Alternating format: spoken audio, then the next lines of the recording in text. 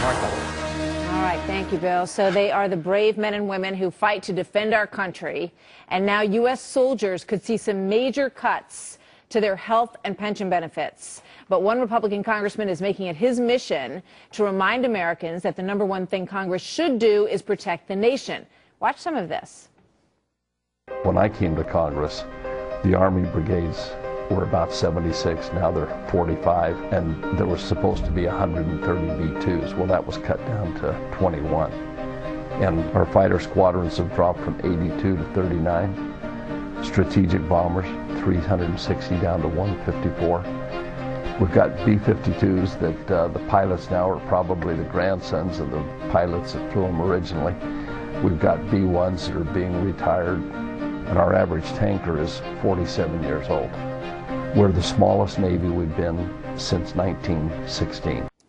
Wow, that last fact is really stunning. The smallest Navy we've had since 1916. Congressman Bug McKeon is the chairman of the House Armed Services Committee, and he's our guest in the studio today. Congressman, welcome. Thank you, Good to have you here today. Good to be with you. You know, we're hearing so much about across-the-board cuts and that everything has to be on the table. And if the super committee does not come up with the cuts that they're required to come up with, then these triggers will kick in, and that could mean cuts of $900 billion in defense, right?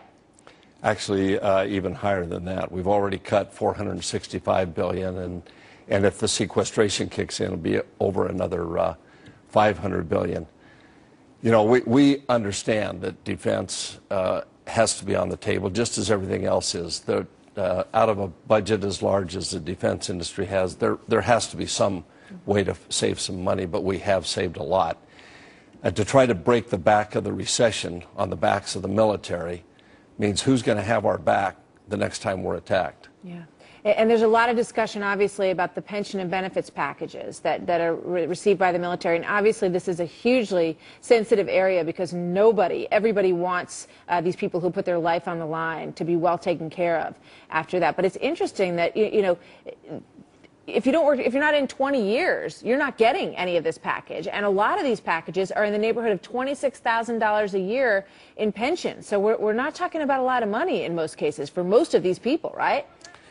You know, I was down visiting some troops down at Camp Lejeune Saturday. I was talking to some of the Marines and their wives, and this is a big concern that they have going forward. I had a call from a young boy that I saw grow up who's now an Army or an Air Force physician down in San Antonio last week. He's concerned about his pension. He's been in 12 years. Should I re-up? What's my future going to be? Our troops that go outside the line over in Afghanistan every day should not be having to think about what their retirement's going to be, what their pension's going to be. Are they going to be able to stay in the military? The problems that they're having and the effect that this is having on their families. That is not fair. And I think we need to remember the Marine motto, Semper Fidelis, always faithful. What about the faithfulness that we have to the military, the promises that we've made to them? Absolutely. You know, there is this idea floated, and I talked to General Bob Scales about it a few weeks ago, and he was very much against it. But that, and Leon Panetta is saying this would not be for people who are currently in the military, but in the future, that maybe they should invest in some kind of 401k plan that would potentially allow their investments in their retirement to grow at a higher rate, one would hope.